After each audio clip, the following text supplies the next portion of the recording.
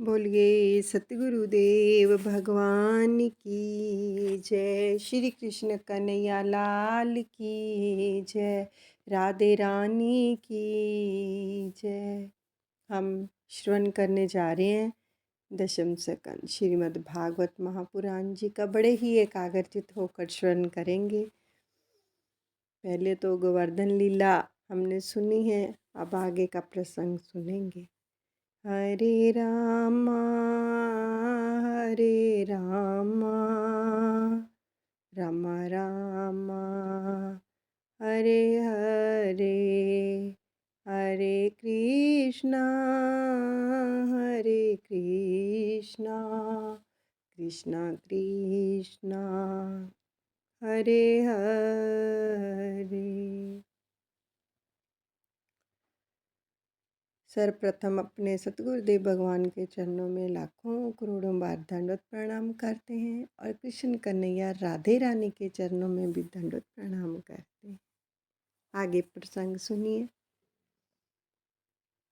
यशोदा जी ने कहा, वह चर्चा सुनी तो कन्हैया से पूछा, तू किसका है रे?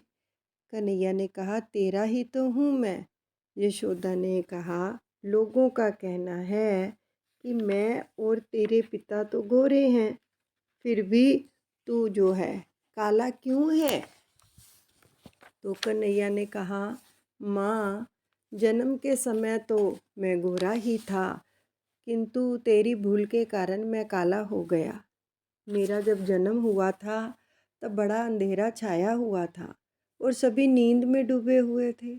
मैं अंधेरे में सारी रात करवटें बदलता रहा, सो अंधेरा मुझसे चिपक गया है और मैं काला बन गया। बोली यशोदा ने कन्हैया की बात सच्ची मानी और 12 बजे तक मैं जाग रही थी और उसके बाद ना जाने क्या हुआ था। मेरी ही भूल के कारण कन्हैया काला हो गया। एकनाथ महाराज और ही कारण बताते हैं कि मनुष्य का कलेजा काला है क्योंकि उसमें काला काम रहता है। श्री कृष्ण कीर्तन ध्यान धारणा स्मरण चिंतन करने वाले की कालिमा कन्हैया खींच लेता है।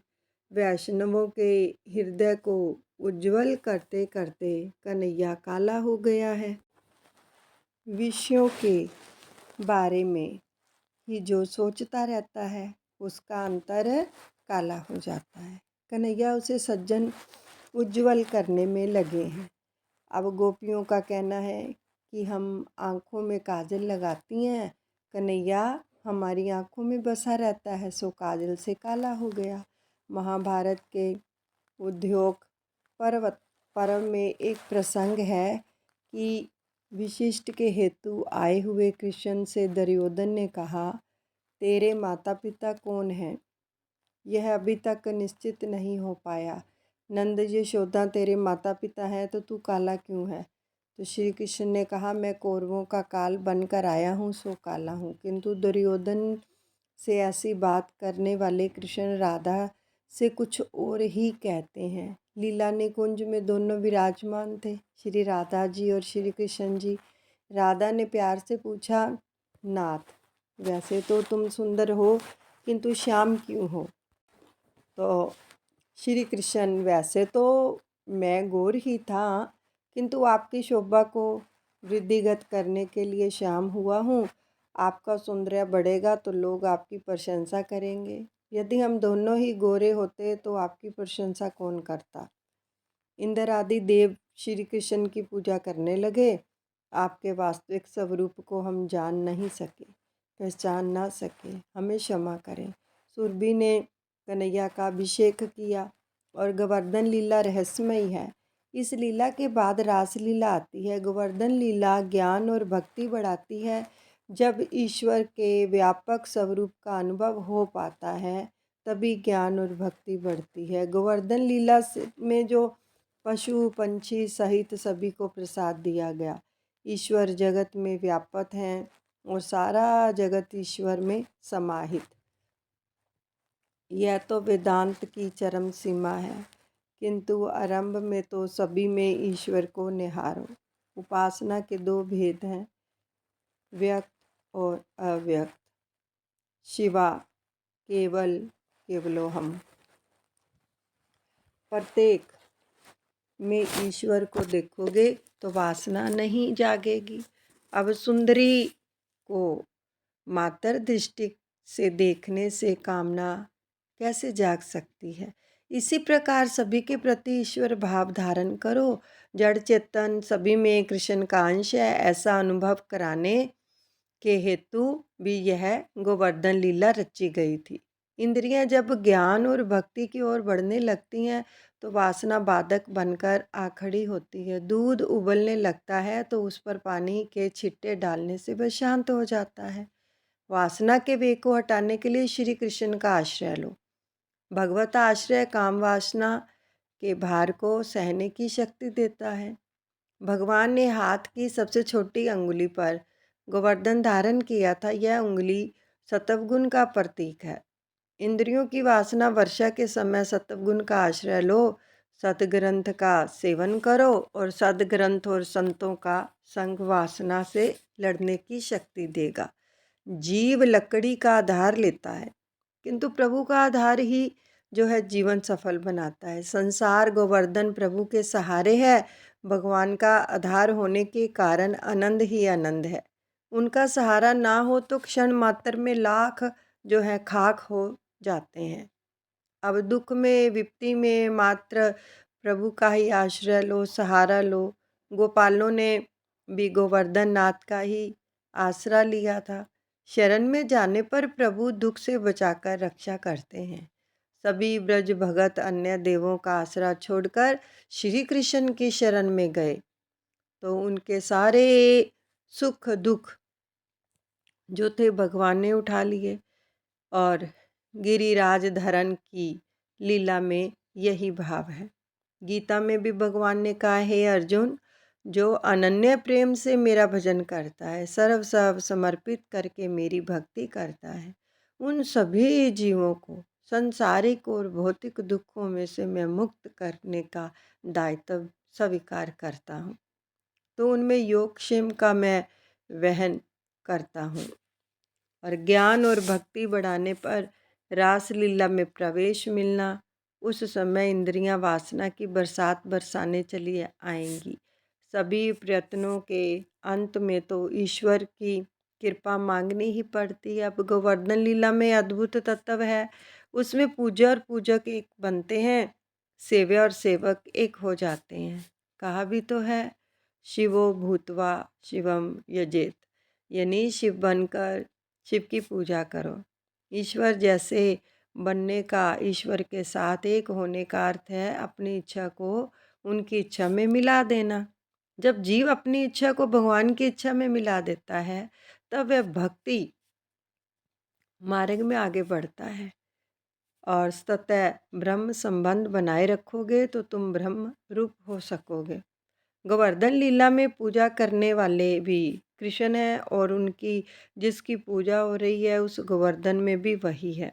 गोवर्धन लीला में सेवक सेव्या भगत भगवान की तद्रूपता बताई गई है। कन्हैया गोवर्धन की अर्थात स्वयं की पूजा कर रहा है। जीव और ईश्वर यहाँ पर एक हुए हैं और हम भी गिरिराज को वंदन करके जो है स्तुति करें। भगत इच्छा अनुसार ही वाल लीला में दुग्ध आदि चोरकर यश विस्तारने वाले व्रजनिद्रा रंजक ऐसे गिरिराजधारी श्री कृष्ण मेरे प्रभु हैं। गोवर्धन लीला से गोपियों को विश्वास हो गया कि कन्हैया तो ईश्वर है, तो उनसे एकाकार होने की भावना जागी और रासलीला हुई। अब भक्ति रस में इंद्रियों को सराबोर करोगे तो रासलीला में प्रवेश मिलेगा। श्री कृष्ण का देव आदि देवता सिद्ध करने के हेतु ब्रह्मा, इंद्र, वरुण आदि का पराभव किया गया। ब्रह्मा जी को सृष्टि के सर्जक होने का अभिमान था। भगवान ने अनेक स्वरूप धारण करके अपने उन स्वरूपों में स्वयं क्रीड़ा लीला करके ब्रह्मा जी के अभिमान को दूर कर दिया। अब इंद्र का स्वर्ग के राजा होने का अभिमान गोवर्धन लीला से उन्होंने दूर किया। इंद्र ने मान लिया कि उसे स्वर्ग के सिंहासन पर श्री कृष्ण ने बिठलाया है। श्री कृष्ण अवतार नहीं है, अवतारी पूर्ण पुरुषोत्तम है। 28वें अध्याय में जो वरुण देव के पराभाव की कथा रास पंचअध्यायी से शुरू होती है। रासलीला के पहले आई हुई इस कथा की महिमा विशिष्ट है। ये ब्रजवासी गो सेवा, एकादशी व्रत, कृष्ण कीर्तन आदि करते थे और सो श्री कृष्ण मथुरा से गोकुल आए। और ब्रजवासी तो भोले भाले थे, वे योग विद्या से भी अज्ञात थे, फिर भी उनके भोलेपन के कारण उनको भगवान मिले। ब्रजवासी एकादशी व्रत विधि पूर्वक करते थे, अर्थात उन्होंने कृष्ण की सच्ची सेवा की और उन्हें आनंद दिया। शास्त्र में एकादशी व्रत विधि पूर्वक करने को कहा है। उस दिन सारा दिन प्रभु सेवा में बिताओ और सारी रात जागते रहकर कृष्ण कीर्तन करते रहो। कम से कम रात के 12 बजे तक तो कृष्ण कीर्तन अवश्य किया जाए। और परमात्मा के चरणों में रहना ही तो एकादशी है। परमात्मा के चरणों में शरीर से नहीं, मन से रहना है।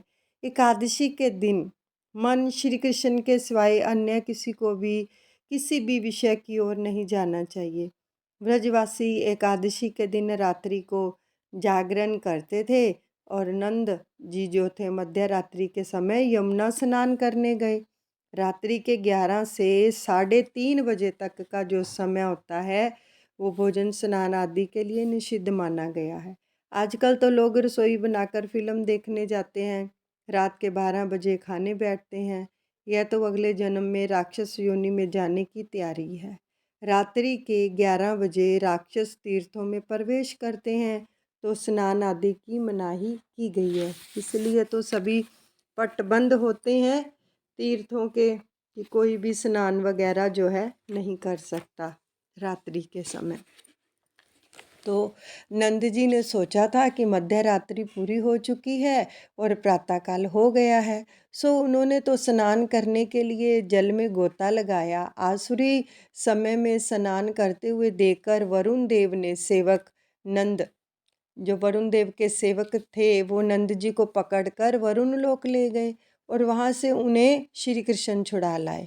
अब इस कथा का रहस्य भी देखें कि रासलीला के पहले आई है कि वरुण देव पराजय की कथा। वरुण देव जीव के स्वामी हैं और उनके जो सेवक हैं वो दूत हैं षडरस।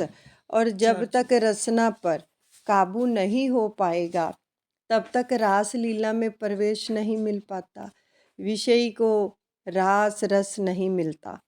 और नंद है जीव। जीव जब चित्त नदी में स्नान के लिए गोता लगाता है तब वरुण सेवक षडरस उसे सताने को उपस्थित हो जाते हैं। जब तक जीव लौकिक रस के अधीन है तब तक वह अलौकिक रस पा नहीं सकता। वैसा जीव भक्ति रस, प्रेस और प्रेम रस पा नहीं सकता। आनंद किसी वस्तु में नहीं, मन की एकाग्रता में है। आनंद ईश्वर की से जो है तदाकार होने में है। षड रस पर विजय पाने के लिए भक्ति रस की साधना करो। भक्ति करना सरल नहीं है। जिसे भक्ति करनी हो उसे मन और जीव को वश में करना होगा। जीव का दास भक्ति कैसे कर पाएगा? महाप्रभु जी ने सुबोधनी में कहा है, ठाकुर जी की सेवा से अनुराग करो और शरीर भोग के प्रति विराग। जीव को नहीं, जीव को क्या है, जीव को नहीं जीव को समझना है। अब मनुष्य का बहुत सा समय इस जीव के लालन पालन में बीत जाता है। काल निकट आ रहा है, उसका भी तो विचार करो। अब चीरहरण और रास लीला आ रही है। गोपियों के दो भेद हैं, नित्या सीधा और साधना सीधा। साधना सीधा गोपी के लिए भेद है और श्रुति रूपा, ऋषि रूपा जो है संकीर्ण रूपा, अन्य पूर्वा आदि। और श्रुतियाँ ईश्वर का वर्णन करती करती थक गई, फिर भी उनका अनुभव नहीं हो पाया। ईश्वर केवल वाणी विषय जो है नहीं है, जो वो वेदाभिमानी देव ब्रह्म संबंध सिद्ध करके ब्रह्म साक्षात्कार के हेतु गोकुल में प्रकट हुए। वही है श्रुति रूपा गोपियाँ। अब तपस्वी होने पर ऋषियों का काम बना रहा और ईश्वर का अनुभव ना हो पाया। तो दर्शन और अनुभव में जो है अंतर है। दर्शन में दृश्य और दृष्टा का भेद है, अनुभव में दोनों एक हो जाते हैं, उसमें पूर्णतः अद्वैत है। और बुद्धिगत काम का नाश करके ब्रह्म संबंध सिद्ध करके ब्रह्मात्मक रूप मुक्ति का अनुभव करने के लिए जो ऋषि गोपी बनकर आए थे उन्हें जो था ऋषि रूपा कहते हैं। संकीर्ण मंडल में प्रभु के मनोहारी रूप को देखकर मन में काम भाव जागृत होने से जिन स्त्रियों ने गोपी का रूप लिया वे काम रूपा हैं। उदाहरण शूर्पणखा विवाह के बाद संसार सुखों का उपभोग करते हुए अरुचि होने और प्रभु के प्रति प्रेम भाव हो जाने पर जिन पुरुषों या स्त्रियों में ने गोपी रूप धारण लिया और उन्हें अन्य पूर्वा कहा जाता है। तुलसीदास के वैराग्य की कथा बड़ी ही प्रसिद्ध है। वस्तुगत आसक्ति को प्रभुगत आसक्ति का रूप दिया जाए तो वस्तु की आसक्ति छूट जाती है। अनेक वस्तुओं के प्रति आसक्ति का होना व्यवहारिक दृष्टि से जो है अशक्य है। तुलसीदास केवल पत्नी की ओर ही आसक्त थे, उनको अपनी पत्नी से बहुत प्रेम था। तो संसार की अन्य सभी नारियां उनके लिए माता के समान थी। पत्नी रत्नावली की एक ही चेतावनी ने उनकी आसक्ति को प्रभु भक्ति में बदल दिया। काम शक्ति ईश्वर शक्ति में परिवर्तित हो गई। अब बहुतों को तो रोज थप्पड़ पड़े फिर भी सुधर नहीं पाते हैं। अनन्या पूर्वा, जन्म सिद्धि पूरन वैरागी, सुखदेव, मीरा आदि। अब एक बार ब्रिज में जो थी कुमारिकाएं यमुना के किनारे नग्न अवस्था में स्नान कर रही थी तो उनके वस्त्र उठाकर श्री कृष्ण कदम के वृक्ष पर चढ़ गए और कुमारिकाओं से कहने लगे जिसे वस्त्र लेने हैं वह यहाँ आकर ले जा सकती है। कृष्ण ने कहा नग्न अवस्था में स्नान करके तुमने जल देव का अपराध किया है, सो दोनों हाथ जोड़कर वंदन करके वस्त्र ले जाओ। और उन कुमारिकाओं ने वैसा ही किया तो उनके वस्त्र श्री कृष्ण ने लौटा दिए। इस चीरहरण लीला में भी एक रहस्य है। कुमारिकाओं के मन में ऐसी भावना थी कि वे नारी हैं, ऐसा भाव अहंकार का घोतक है। उनका वह अहम भाव दूर करने के लिए श्री कृष्ण ने वैसा व्यवहार किया। इस लीला में अहंकार का पर्दा हटाकर प्रभु को सर्वस्व अर्पण करने का उद्देश्य है। भगवान कहते हैं कि तुम अपनापन सत्व भूलकर मेरे पास आओ। संसार शून्य है और संसारिक संस्कार शून्य होकर निरावृत होकर मेरे पास आओ। द्वैत का आवरण दूर करोगे तो भगवान जो हैं मिलेंगे। द्वैत का आवरण दूर करोगे तो भगवान मिलेंगे। अब शरीर को वस्त्र छिपाता और आत्मा को वासना। भगवान तुम्हारे पास ही है किंतु तुम देख नहीं पाते हो। वासना का पर्दा फटते ही भगवान दिखाई देंगे। आत्मा और परमात्मा के बीच वासना का पर्दा है तो भगवान का अनुभव जो है नहीं हो पाता है। आत्मा अंदर है और ऊपर है और अज्ञान और वासना का पर्दा अज्ञान और वासना के उस आवरण को चीर कर भगवान से मिलने जाना है। सिद्ध सतगुरु की या परमात्मा की कृपा से बुद्धिगत वासना दूर होती है। बुद्धि में रहा हुआ काम कृष्ण मिलन में बाधक है। अज्ञान वासना वृत्तियाँ के आवरण का नष्ट होना ही चीरहरण लीला है और आवरण नाश के पश्चात जीव के आत्मा का प्रभु से मिलन है और रासलीला। इसी कारण से रासलीला चीरहरण के बाद आती है। काम वासना के नष्ट होने पर ईश्वर के साथ जो है अद्वैत हो जाता है। भगवान कभी लौकिक वस्त्रों को जो है उनकी चोरी नहीं करते हैं वस्त्रों की, वे तो बुद्धिगत ज्ञान काम वासना की चोरी करते हैं। कन्हैया क्या गोपियों को नग्न अवस्था में देखना चाहता था? सोचो तो। श्री कृष्ण तो सर्वव्यापी हैं, सो जल में हैं। वे तो गोपियों से मिले हुए थे किंतु गोपियाँ ज्योति अज्ञान और वासना से आवृत होने के कारण श्री कृष्ण का अनुभव कर नहीं पाती थी। सो उस बुद्धिगत ज्ञान और वासना रूप वस्त्रों को भगवान उठा ले गए। और वैसा प्रभु तब करते हैं जब जीव उनका हो जाता है। भगवान कहते हैं, जिसने अपनी बुद्धि मुझ में स्थापित की है, उसके भोग संकल्प सांसारिक विषय भोग के लिए नहीं होते हैं। वे संकल्प मोक्षदायी होते हैं। भुने हुए धान्य का बीज तत्व नष्ट हो जाता है और सभी अंकुरित नहीं हो पाता। तो इसी प्रकार जिसकी बुद्धि में से काम वासना का अंकुर जो है उजड़ गया है, वहाँ वह फिर से अंकुरित नहीं हो पाएगा। प्रभु ने गोपियों से कहा, हे वृज प्रभु ने गोपियों से कहा, हे कुमारिकाओ, वृज कुमारिकाओ, मैं जानता हूँ तुम्हारी काम वासना नष्ट हो जाने के कारण तुम्हारे हृदय शुद्ध हो गए हैं। फिर तुम्हें मेरा ध्यान अब भी धरते रहना है। ऐसा करने से तुम्हारे मन में समाया हुआ सूक्ष्म मल नष्ट होगा और मुझसे मिलन होगा। शरद ऋतु की रात्रियों में मेरे साथ तुम रमन कर पाओगी। शरद ऋतु की रात्रि निर्मल होती है। तुम भी हर तरह से शुद्ध निर्मल शुभ्र हो पाओगे और तो ईश्वर के साथ क्रीड़ा कर पाओगे। जीव ईश्वर से मिल सकेगा, तभी रासलीला होगी। जीव ईश्वर से मिलन के लिए पहले तो पूतना वासना का नाश किया जाए। अविद्या नष्ट होने से जीव की गाड़ी राह पर आने लगती है और शक्टासुर का नाश होता है। जीव सही रास्ते पर चलने लगा तो त्रिनाव्रत रजोगुण नष्ट हो गया और सतवगुण बढ़ने लगा। रजोगुण मिट चुका तो कन्हैया ने माखन मन की चोरी की और जीव सात्विक बना। जीवन सात्विक होने पर आसक्ति की मटकी फूट जाती है। दही की मटकी संसार शक्ति की मटकी कन्हैया ने फोड़ दी। अब संसार शक्ति नष्ट हुई तो प्रभु जीव के पाश में बंध गए। यही है दामोदर लीला।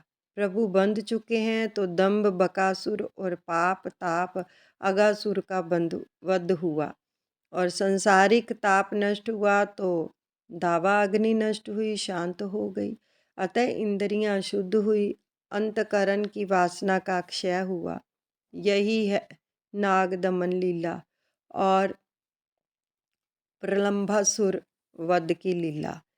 जीव ईश्वर से मिलने योग्य हो पाए तो कृष्ण की मधुर मुरली की मधुरिमा तान सुन सका। अब वेणुगीत गाया गया अर्थात नाद ब्रह्मा की उपासना हुई। फिर आई गोवर्धन लीला। गो इंद्रियों का संवर्धन हुआ और पुष्टि हुई तो भक्ति रस उत्पन्न हुआ। इंद्रियों की पुष्टि होने पर षडरस का और वरुण देव का पराभव हुआ। षडरस का पराभव होने से जीव शुद्ध होने को आया तो चीरहरण की लीला आई। अज्ञान और वासना के आच्छादन भगवान ने मिटा दिए। चीरहरण लीला ब्रह्मावरण उपाधि नष्ट हुई तो रासलीला हुई। जीव और ब्रह्मा का जो था तदाम्भ्य हुआ। यहीं पर हम दशम स्कंद को विश्राम देते हैं। हरे रामा राम राम हरे हरे, हरे कृष्णा कृष्णा कृष्णा हरे हरे। सब अपने सतगुरुदेव भगवान के चरणों में अर्पण करते हैं। बोलिए सतगुरुदेव भगवान की जय। कृष्ण कन्हैया लाल की जय। जुगल जोड़ी सरकार की जय।